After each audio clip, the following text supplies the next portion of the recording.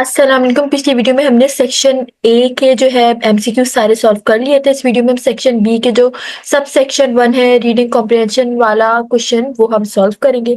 तो उसमें first question है हमारे पास, how can we make Pakistan prosperous in the light of Quaid-e-Azam vision, यानी कि कायदे आजम के विजन के मुताबिक हम अपने मुल्क पाकिस्तान को किस तरह से बेहतर बेहतरी की तरफ लेकर जा सकते हैं। तो आंसर हम यूं स्टार्ट करेंगे कि we can make Pakistan prosperous and invincible by acting according by acting upon the pieces of advice given by कायदे आजम, यानी कि कायदे आजम ने जो एडवाइसेस दी हैं, जो उनका विजन है उसके मुताबिक हम अपने मुल्क को बेहतर और इनविंसिबल यानी कि ज्यादा बेहतरी की तरफ किस तरह से लेके जा सकते हैं। तो हम ऐसे लेके जा सकते हैं कि if we do our duties honestly we can make our motherland prosperous, यानी कि अगर हम अपनी ड्यूटी को यानी कि अपनी जिम्मेदारियों को बेहतरीन अंदाज में पूरा करेंगे तो हम अपने मदरलैंड यानी कि अपने मुल्क पाकिस्तान को बेहतरी की तरफ लेके जा सकते हैं। We should try our level best by eradicating the curses of society, यानी कि हमें कोशिश करनी चाहिए कि हम जो हमारी सोसाइटी उसके अंदर जो गलत चीजें हैं, जो बुराइयां हैं, हम उनको खत्म करने की पूरी कोशिश करें। This curses of the society are corruption, bribery and nepotism, यानी कि कर्सेस क्या है हमारी सोसाइटी के अंदर क्या क्या बुराइयां हैं। एक तो करप्शन है कि लोग जो लोगों के पैसों को, लोगों के माल को गलत तरीके से ले लेते हैं, ब्राइबरी लेते हैं यानी कि रिश्वत देते हैं, नेपोटिज्म यानी कि अपनी औलादों को ही मौका देते हैं, बाकी बच्चों को मौका नहीं देते। So that what we call nepotism. तो we should pay respect to each other irrespective of their creed, colour, caste और रिलीजन, यानी कि हमें हर किसी की रिस्पेक्ट देनी चाहिए, उनकी उनके कलर को, उनकी जो भी रंग नस्ल है और उनका जो भी मजहब है उसकी बुनियाद पर उनको जो है जज नहीं करना चाहिए, उनको नीचा महसूस नहीं कराना चाहिए, ना उनको एहसास कमतरी का शिकार करवाना चाहिए। We should also not interfere the religious freedom of any person of all because everyone is free in the state of Pakistan, यानी कि हम किसी के भी रिलीजियस फ्रीडम के अंदर इंटरफेयर नहीं कर सकते क्योंकि सब क्या है हमारे मुल्क में फ्री है, चाहे वो किसी जबान, किसी रंगो नस्ल या किसी ही मजहब से क्यों ना हो। नेक्स्ट क्वेश्चन है हमारे पास, why is the arriving at the lake less exciting now than in the past, यानी कि अब जो है लेक के पास जाने इतना एक्साइटिंग कम क्यों लगता है, जबकि पहले तो बहुत ज्यादा एक्साइटिंग लगता था। तो उसकी क्या वजह है? तो it was less exciting for the author to revisit the lake accompanied with his son, यानी कि अब जो है ऑथर को अपने जब वो अपने बच्चे के साथ वहां गए लेक पर तो उनको इतना मजा नहीं आया, लेकिन जब वो पहले पास में जाया करते थे तो उन्हें बहुत मजा आया करता था। तो this time he was not as much enthusiast as before due to the age difference, यानी कि जब वो छोटे हुआ करते थे, जब उनकी उम्र कम हुआ करती थी तो वो बहुत ज्यादा जो है एंथुजियास्टिक फील करते थे, बहुत ज्यादा खुश और बहुत ज्यादा एक्साइटेड फील करते थे जब वो लेक में जाते थे जब उनकी उम्र कम थी। लेकिन अब जब वो अपने बच्चों के साथ जाते हैं तो उनको वो उतना एक्साइटिंग नहीं लगता जितना पहले लगा करता था। Next, artificially and noise pollution has also spoiled the natural beauty of the lake, यानी कि अब जो है आर्टिफिशियल बहुत सारी चीजें लगा दी गई हैं, उसके अलावा जो नॉइस पॉल्यूशन है, बहुत ज्यादा शोर वगैरह की वजह से अब जो लेक की खूबसूरती है वो बहुत कम हो गई है जो पहले उनके बचपन में हुआ करती थी। It was no more peaceful as it was before, यानी कि अब उसमें वो खामोशी, वो सुकून, वो खूबसूरती उस लेक में रही नहीं जो पहले हुआ करती थी। नेक्स्ट क्वेश्चन की तरफ हम मूव करते हैं। Oh my poor Mathilde, mind was false, confession save you from a lot of trouble and the sense of guilt, justify the statement और what was mean for for its sheer reason and when seeing him Loisel before the figures out who she was। तो अब हमने इसके बारे में बताने कि मिथिल्डे क्यों गलत थी और क्या कहते हैं क्या क्या प्रॉब्लम्स फेस की थी उसने, क्या क्या गिल्ट था, क्या पछतावा था उससे, और उसने उस चीज को जस्टिफाई अपनी स्टेटमेंट को किस तरह किया था, वो हमने जस्टिफाई करना है उसकी स्टेटमेंट को।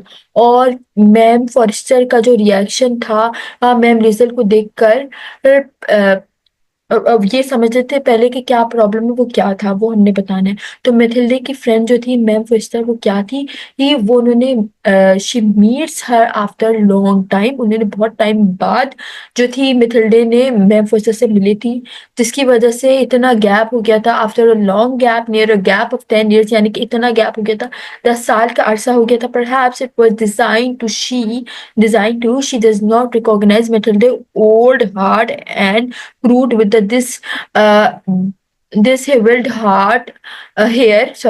hair and skirt आवरी. She is astonished to see Matilda in the pathetic condition. यानी कि मिथिल्डे की इतनी बुरी कंडीशन देख कर जो मैम फॉरेस्टर थी वो हैरान हो गई थी। उन्होंने इतने टाइम बाद उसे देखा था और उसकी कंडीशन बहुत खराब हो गई थी, उसके बाल बिल्कुल बिखरे हुए थे, स्कर्ट भी बहुत खराब था, मैथिल्डे की बहुत बुरी कंडीशन थी। तो जिसको देखकर जो है मैम फॉरेस्टर बहुत हैरान हो गई थी। Mathilda tells her the reason for this, she the loss of the original necklace and the misery that followed after replacing the necklace. यानी कि ये जो है मैथिल्डा ने फिर मैम फॉरेस्टर को बताया कि क्या क्या जो है उनकी ऐसी कंडीशन की क्या वजह थी कि उसका एक नेकलेस घूम गया था, जिसकी वजह से उसको बहुत सारी परेशानियां फेस करनी पड़ी थी। और जब उसके नेकलेस रिप्लेस हो गया था, फिर उसके बाद से उसकी ऐसी हालत हो गई थी। मैम फॉरेस्टर से जो है could only sympathize is with Matilda, for the necklace she had lent to Matilda was not of original diamonds. He could have told this clearly to Matilda while giving it to her. यानी कि फिर ma'am foster ने उससे बताया मेटिल्डे को कि तुम्हें जो नेकलेस दिया गया था वो ओरिजिनल डायमंड का नहीं था, और मुझे कि तुम्हें पहले ही बता देना चाहिए था। और ये उन्होंने तब उसे बताया जब उनको उस पर बहुत रहम आया कि उसकी कंडीशन इतनी खराब हो गई है। और जो है Forestier ma'am Forestier thought that she should not dampen Matilda spirit by revealing the truth. यानी कि फिर उन्होंने इसको इसलिए मैटिल्डा को इसलिए भी नहीं बताया कि अगर वो उसको बताएंगी तो वो क्या हो जाएगा, अ, अ, उसकी फीलिंग बहुत ज्यादा उसका दिल दुखेगा कि उसको जो है रियल डायमंड का भी नेकलेस नहीं दिया गया। But what the loss of it brought to Matilda was irreversible. लेकिन जो मैटिल्डा का नुकसान हुआ वो बिल्कुल क्या था, इरिवर्सिबल था। यानी कि अब जो है वो खुद को बेहतर नहीं कर पा रही है, अब उसका बहुत ज्यादा नुकसान हो गया है। Matilda on her part should have revealed the loss of necklace to her friend. मतलब कि मैटिल्डा को पहले ही ये बात बता देनी चाहिए थी उसके फ्रेंड ने कि जो है उसका जो नेकलेस था वो रियल डायमंड का नहीं था, तो वो शायद इस टॉर्चर से ना गुजरती जिससे उसे गुजरना पड़ा, क्योंकि उसकी फ्रेंड ने उसे नहीं बताया था कि वो जो है वो रियल डायमंड नहीं थे। If it had been of real diamond, then she could have asked for some time to replace it. Matilda could have thrust her friend into confidence, but the silent suffering really taken it toll on her life. यानी कि अब जो है Matilda की condition बहुत बुरी हो गई थी क्योंकि अब जो उसके नुकसान हो गया था उस नेकलेस के घूमने से, वो बिल्कुल इरिवर्सिबल था, जिसकी वजह से उसका कॉन्फिडेंस भी खत्म हो गया था और उसको एक सफरिंग से गुजरना पड़ा सिर्फ अपनी दोस्त की वजह से जिसने उसको सच नहीं बताया था। If Mathilda had only taken courage and taken honest to her friend, she would still have been living comfortably, thus justifying the statement given in above her own senseless attitude led to her ruin. यानी कि फिर Matilda के नुकसान की वजह उसका अपना ही एक सेंसलेस एटीट्यूड था जिसने उसको नुकसान से गुजारा। अगर वो ये चीज पहले ही समझ लेती कि उसके वो तो उसको उस चीज से गुजरना ही नहीं पड़ता, कि वो टेंशन जो परेशानी से उसे तब गुजरना पड़ा जब उसका नेकलेस घूमा जो कि ओरिजिनल डायमंड का था ही नहीं, और अब भी चाहे तो वो अपने आप को बेहतर कर सकती है। तो नेक्स्ट क्वेश्चन है हमारे पास, question number 4। Why did the manager look relieved when he came to know the purpose of the author's visit. यानी कि मैनेजर ने क्यों इतना रिलैक्स फील किया जब उसे पता चला ऑथर के विजिट के बारे में। तो जब मैनेजर को पता चला, when manager new the purpose of the author visit he looked relieved thinking that he was a rich man. मतलब कि जब मैनेजर को पता चला ऑथर के विजिट के बारे में तो वो बिल्कुल रिलैक्स हो गया कि वो क्या है, वो एक रिच मैन है, तो वो जो है उसका काम करा देगा, लाइक उसका नुकसान नहीं होगा, और जो है वो कुछ ना कुछ खरीद कर ही जाएगा। नेक्स्ट क्वेश्चन है, explain the meaning of clerks question how will you have it. यानी कि अब आपने क्लर्क का जो क्वेश्चन था उसको एक्सप्लेन करना है कि how will you have it, तुम्हें ये कैसे मिलेगा। तो इसके बारे में अब हम आंसर में बताते हैं। आई थिंक मुझे ऐसा लगता है कि व्हेन द क्लर्क आज the author how will you have it, $56 जो जिसकी वो बात कर रहा था actually, he was meant to make fun of him. तो इसलिए पूछना चाह रहा था ताकि वो उसका मजाक उड़ा सके, तो इसलिए क्लर्क ने उससे इसीलिए पूछा था। It might be possible he was asking whether the author wanted to have a note or coin so that his colleague can be cashed।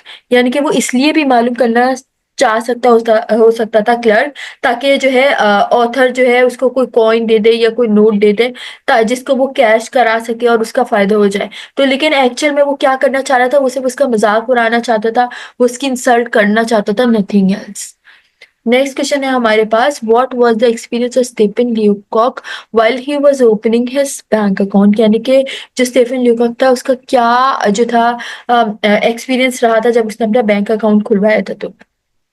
तो अब हम इसका आंसर हम यूं बताएंगे कि जो ऑथर था स्टीफन ल्यूकॉक, वो जो था वो उसका बहुत अच्छा एक्सपीरियंस रहा था अपना अकाउंट खोलने में बैंक में। He scare to attempt any sort of business in the bank but had to go because of its increment initially. लेकिन वैसे तो शुरू में वो डर रहा था, लेकिन फिर भी उसने ये इसलिए कर लिया, क्यों? क्योंकि उसको पता चला था कि उसकी सैलरी में इंक्रीमेंट मिलेगा अगर वो अकाउंट खुलवाएगा तो बस इसलिए ही उसको अकाउंट खुलवाना पड़ा, वरना तो उसको कोई इंटरेस्ट नहीं था। When he entered the bank, so he got frightened with everything of the bank, but he made an effort and reached to the manager and asked him to open an account scarcely। तो यानी कि पहले क्या हुआ, जब वो गया तो वो सब चीजों से डरना शुरू हो गया, लेकिन फिर उसने अपनी हिम्मत जुटाई, उसके बाद वो मैनेजर के पास गया और उसने उनसे बोला कि मुझे अपना अकाउंट खुलवाना है। At least when his account had been opened, so he wanted to draw some amount for use, so in writing a check the wrote amount, but suddenly he realized that he made a mistake। मतलब कि फिर जब वो check बनाने लगा तो उसने एक गड़बड़ कर दी और उसको ये अंदाजा हुआ कि उसने जो अमाउंट था वो उसने गलत लिख दिया, उसने उसको लिखने में कोई मिस्टेक कर दी। It did not admit but made a decision to draw his entire amount and rush out from a bank। यानी कि फिर उसने क्या किया, अपनी गलती मानी भी नहीं और उसके बाद उसने ये डिसाइड किया फौरन कि मैं अपना पूरा अमाउंट निकलवाता हूँ और वापस चला जाता हूँ बैंक से। तो मतलब वो इतना डरपोक था ऑथर कि उसने बैंक में पहले वो जाने से भी डरा था, फिर उसने अकाउंट खुलवाने का इरादा किया, फिर उसने गलती से डर की वजह से अमाउंट गलत लिख दिया। फिर जब उसने अमाउंट गलत लिखा तो वो डर गया, उसके बाद उसने अपना अमाउंट, अपना जो भी कैश था वो निकलवाया, उसके बाद वो बैंक से चला गया। तो अब हम नेक्स्ट क्वेश्चन की बात करते हैं। Why does the author emphasizes on developing one's own individuality? यानी कि आखिर ऑथर क्यों इतना emphasize कर रहा है कि इंसान को अपनी individuality को अलग डेवलप करना चाहिए। तो Emerson explained the ultimate form of happiness is achieved which a person learn and adapt an individualist lifestyle based on their own values। यानी कि इमर्सन ने ये चीज एक्सप्लेन की, जो कि ऑथर था उसने बताया कि अगर इंसान को हैप्पीनेस हासिल करनी है, अगर उसको खुशी हासिल करनी है, उसको हासिल करने के लिए उसको ये सीखना पड़ेगा कि कैसे अपने लाइफस्टाइल को अडॉप्ट करना है, यानी कि अपनी जिंदगी के गुजारने के अंदाज को किस तरह से बनाना है अपने वैल्यूज के according. Emerson emphasizes nothing can bring you peace but yourself। यानी कि इमर्सन ने ये चीज भी emphasize की कि आपको कोई भी चीज सुकून और इत्मीनान नहीं दे सकती, सिर्फ और सिर्फ अगर कोई चीज आपको इत्मीनान और सुकून दे सके तो वो आप खुद हैं। आपको कोई और चीज जो है आपको सुकून नहीं दे सकती। दूसरा ये बात, अगर आपको अपनी जिंदगी को बेहतर बनाना है तो आपको क्या करना पड़ेगा, अपनी लाइफस्टाइल को, अपनी जिंदगी गुजारने का अंदाज को बेहतर बनाना पड़ेगा और अपनी वैल्यूज को जो है अपने हाथ से जाने नहीं देना। तो नेक्स्ट आगे हम बढ़ते हैं। नेक्स्ट क्वेश्चन है हमारे पास, explain what Emerson meant by envy is ignorance in self reliance. यानी कि सेल्फ रिलायंस में जो इमर्सन है उसने एनवी को इग्नोरेंस क्यों कहा। तो when Emerson describes envy as ignorance in self-reliance, he's saying, तो इमर्सन ने जब एनवी को इग्नोरेंस बोला सेल्फ रिलायंस में, तो वो क्या बोलना चाह रहा था, वो ये बोलना चाह रहा था कि he's saying that anyone who is envious is ignorant of the really important element of life। यानी कि अगर कोई इंसान परेशान रहता है, कोई इंसान घबराया हुआ रहता है, कोई इंसान डरा हुआ रहता है, तो वो अपनी जिंदगी का एक बहुत इंपॉर्टेंट एलिमेंट यानी कि अपनी जिंदगी के एक बहुत अहम जो हिस्सा है उसको खो रहा होता है, जो कि क्या होता है, सेल्फ डिटर्मिनेशन। और क्या होता है self determination, you will rely upon your own genius and never cover that of others. यानी कि अगर इंसान सेल्फ डिटर्मिन्ड होगा, इंसान मेहनती होगा, इंसान कोशिश करना जानता होगा, इंसान अपनी क्या होगा, अपनी जीनियस को पहचानता होगा, अपनी अक्लमंदी पर भरोसा रखता होगा, तो वो कभी भी अपने आप को कवर नहीं करेगा, ना ही किसी और को कवर करने की कोशिश करेगा। वो अपने आप को पूरा इम्पोज करेगा, वो क्यों डरेगा किसी से भला। तो इस चीज को जो है एमर्सन ने अपने एनवी इज इग्नोरेंस के पॉइंट में, जो कि सेल्फ रिलायंस में शामिल था, उसको इस अंदाज में बताया है। नेक्स्ट क्वेश्चन है हमारे पास, what happened to the money he had earn at Mrs Roffner's house. यानी कि जो मिसेस रॉफनर के हाउस में जो उसने पैसे कमाए थे, उससे उसने क्या किया था। The small amount of money that he had earned at his Mrs. Roffer's house had been consumed by his stepfather and he remained family members with the exception of very few dollars।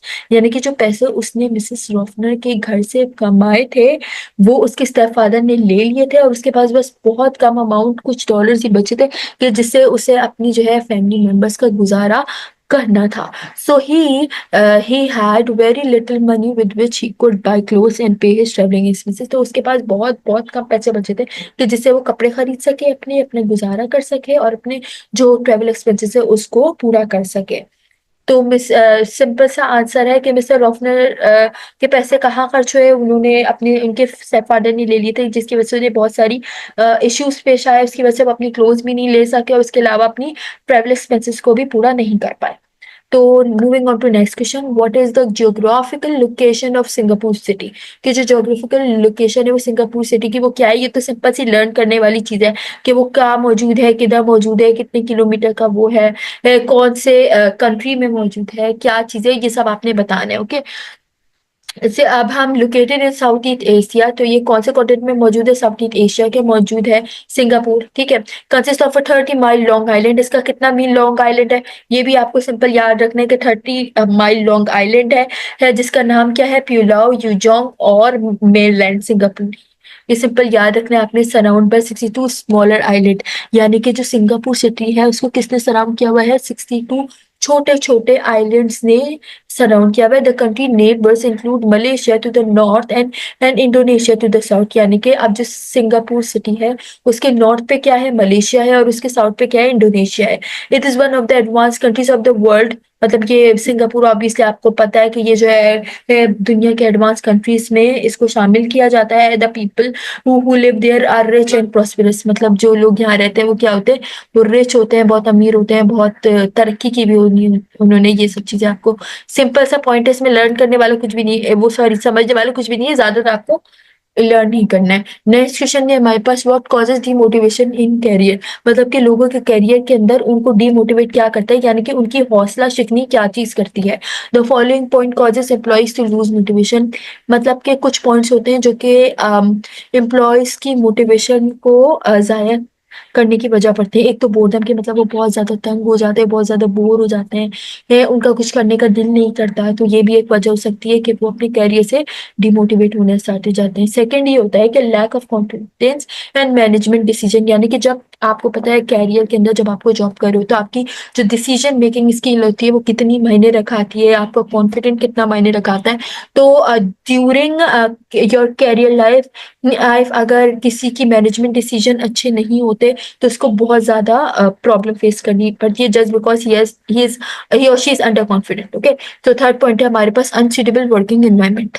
तो unsuitable working environment में हम क्या बता सकते हैं कि हम ऐसे समझ सकते हैं कि एनवायरनमेंट बहुत कंफर्टेबल नहीं होता, या फिर जो आपके आपसे सीनियर लोग होते हैं वो आपके साथ कोऑपरेट नहीं करते, आपका अपना काम भी आपके ऊपर डाल देते हैं, जिसकी वजह से जो कैरियर में डिमोटिवेशन की वजह बनती है। नेक्स्ट पॉइंट है हमारे पास लैक ऑफ करियर प्रोग्रेशन। यानी कि अब इंसान एक ही जो है एक ही काम करे जा रहे है, और उसमें उसको कोई तरक्की नहीं मिल रही, या उसको कोई जो है प्रमोशन नहीं मिल रही, वो प्रोग्रेस नहीं हो रहा, तो वो एट सम पॉइंट वो आकर बहुत ज्यादा डिमोटिवेट हो जाता है। नेक्स्ट पॉइंट हमारे पास है feeling under appreciated. Under appreciated वो क्यों फील करेगा कि अगर वो काम कर रहा है, बहुत मेहनत से काम कर रहा है, अपना दिल लगा के काम कर रहा है, लेकिन उसको उस चीज का क्रेडिट नहीं मिल रहा, लोग